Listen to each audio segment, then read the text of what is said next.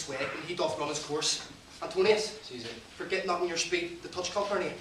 Whatever Caesar says, it is performed. Caesar! Caesar! Let me noise me still. Ha, who calls? Beware the Ides of March. Peace yet again. Who is it in the press that calls in me? I hear a tongue cry, Caesar. Speak. Caesar is turned to hear. Beware the Ides of March, Caesar. What woman is that? A soothsayer bids you beware the Ides of March. Set her before me. Let me see your face. Fellow, come from the throng and look upon Caesar. What sayest thou to me now? Speak once again. Beware the Ides of March, Caesar. She is a dreamer. Let us leave her. Pass.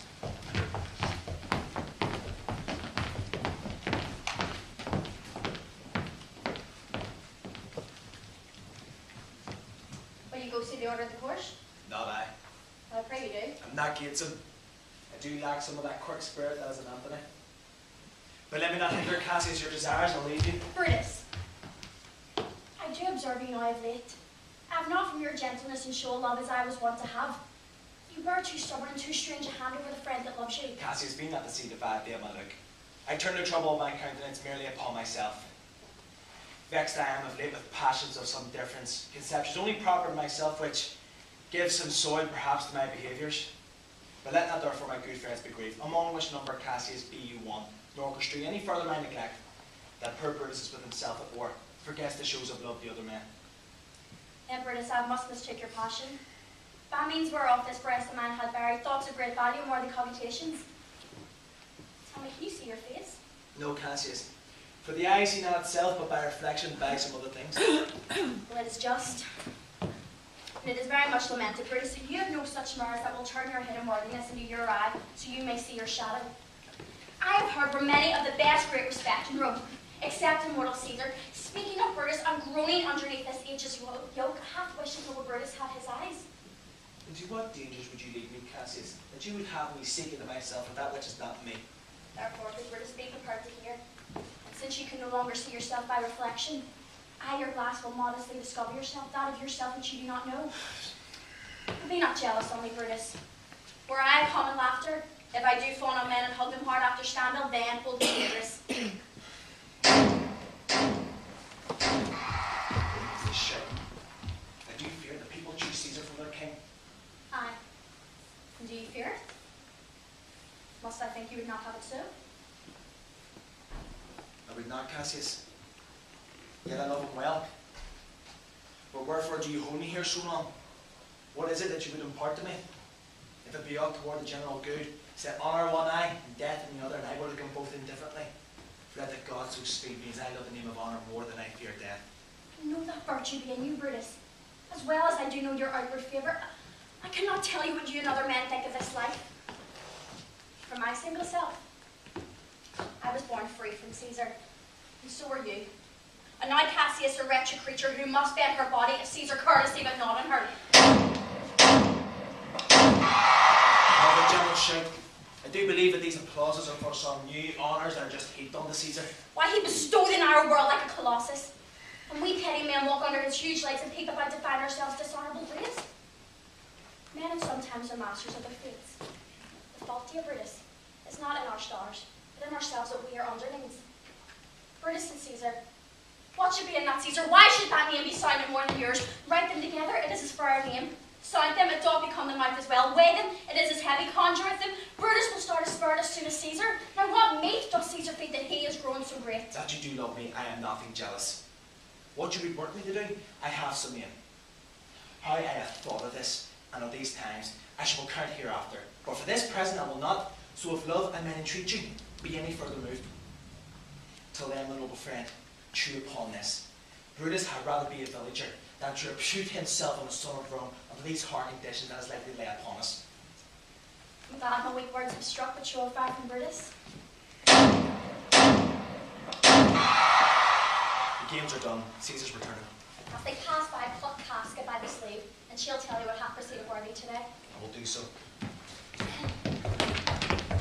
Antonius, Caesar, let me have men about me that are fat, sleek-headed men, such as sleep o' nights. Old Cassius is a lean and hungry look. She thinks too much. They're dangerous. Hear her not, she's not dangerous. She's a noble Roman and well given. Would she were fatter, but I fear her not. Yet if my name were liable to fear, I do not know the person I should avoid so soon as that spurred Cassius. She thinks much, she reads much, she's a great observer. Such women as she be never at heart seas, whilst they behold a greater than themselves, and therefore they very dangerous. I rather tell thee what is to be feared than what I fear, for always I am Caesar. I come on my right hand for this year's death. Tell me truly what thou thinkest of her.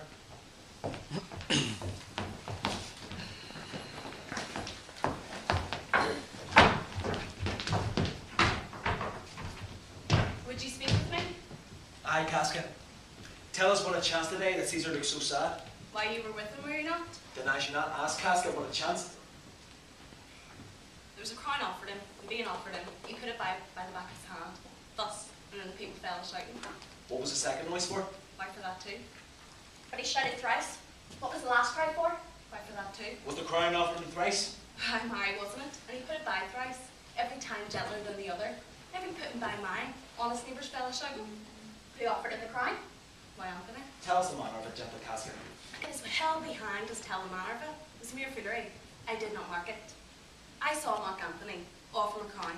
It was not a crown either, it was one of these cornets. As I told you, he put it by once, but for all that, to my thinking, he would have fain had it. Then he offered to him again, he put it by again, but to my thinking, he's very loath to lay his fingers off it. Then he offered him the third time, he put it the third time by. And still as he refused, the Ramblin hooted and clapped their chapped hands and threw up their sweaty nightcaps and uttered such a deal of stinking breath because Caesar refused the crown that it choked Caesar, for he swooned and fell down at it. For my own part, I durst not laugh for the fear of opening my lips and receiving that bad air. But soft, I pray you. What? Did Caesar swoon? He fell down at the marketplace and foamed at mouth and was speechless. Tis very likely he hath the fall of sickness. No, he hath not it. But you and honest Casca, we've got the falling sickness. I know not what you mean by that, but I am sure Caesar fell down. If the Tagrag people did not clap and hiss him, according as he pleased and displeased them, as it did the players in the theatre, I am no true man.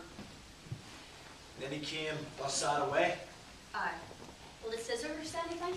Aye, she spoke Greek. To what effect? Nay, and I tell you that I'll never look you in the face again. But those that understood her shook their heads and smiled at one another. For my own part, it's Greek to me. I could tell you more news yet. Marlus and Fabius, for pulling scars off Caesar's images, are put to silence. There's no there yet, if you can remember it. Farewell you both. What a blonde fell Mrs. grown to be. She was quite mellow when she went to school. So she is now in execution of any bold or noble enterprise? For this time I will leave you. If you please to speak with me, Cassius, come home to me and I'll wait for you. I'll do so, Brutus. Till then, think of the word.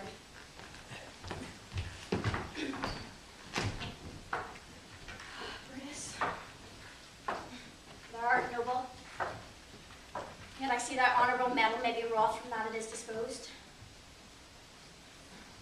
Caesar doth bear me hard, but he loves Brutus. And will this night, in several hands in at his window, as if they came from several citizens, throw writings tending to the great opinion Rome has of him. Written obscurely, Caesar's ambition shall be glanced at, and after this, let Caesar see him sure, for he will shake him, and worse days to endure.